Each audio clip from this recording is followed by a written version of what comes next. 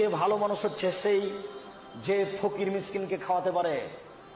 পৃথিবীতে সবচেয়ে ভালো মানুষ হচ্ছে সেই যেই ফকির মিসকিনকে খাওয়াতে পারে। রাসূল সাল্লাল্লাহু আলাইহি সাল্লাম বলেছেন, আস-সাইল আল আলমেলাল মাসাকিন, ফকির মিসকিনকে খাওয়ালে 3টি আমলের নেকি হয়। ফকির মিসকিনকে খাওয়ালে 3টি আমলের নেকি হয়। 1, আল্লাহর পথে যুদ্ধ করলে যত নেকি হয়, ফকির মিসকিনকে খাওয়ালে তত নেকি হয়। 2, নিয়মিত তাহাজ্জুদ পড়লে যত নেকি হয়, ফকির মিসকিনকে খাওয়ালে তত নেকি হয়।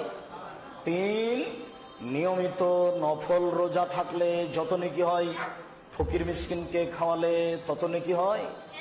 1 আমলে 3 আমল, 1 আমলে 3 আমল। আমলটা হলো কি বলেন তো দেখি? ফকির মিসকিনকে খাওয়ানো। বাড়ি যাবেন আর বলবেন 1 আমলে 3 আমল, 1 আমলে 3 আমল।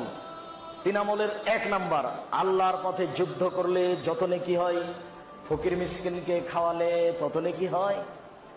নিয়মিত তাহাজ্জুদ পড়লে যত নেকি হয়, ফকির মিসকিনকে খাওয়ালে তত নেকি হয়। নিয়মিত নফল রোজা সিয়াম থাকলে যত নেকি হয়, ফকির মিসকিনকে খাওয়ালে তত নেকি হয়। মনে থাকবে না? আপনার বাপের অভ্যাস ছিল মসজিদ থেকে ফকির ধরে আনা। বাড়িতে ছিল 2 জন কিষান কামলা। আপনারা ছিলেন 10 ভাই বোন। 10 ভাই বোন, 2 জন কিষান কামরা 12, 2 জন ফকির 14, বাপ মা 16 জন মানুষের ভাত রান্না করতেন আপনার মা ঢেঁকিতে ধান ভেঙে। কোনোদিন আপনার বাপ মা কোনোদিন ভারী মনে করেনি। আপনার স্ত্রী যেখানে ভাত রান্না করে সেখানে আছে গ্যাসের চুলা, সেখানে আছে ফ্রিজ, সবকিছু রেডি। রাত 10টার সময় গিয়ে বলছেন, খালেদা একটু উঠো, একটা মেহমান আছে, একটু উঠো, খানা পানা একটু রেডি করো। হ্যাঁ, তুমি মেহমান নিশ্চয় ঝামেলা পাকাও। নাক ছিটকানি দিল। এই বউ তালাক দিতে হবে, এর নাম হস্তিনী।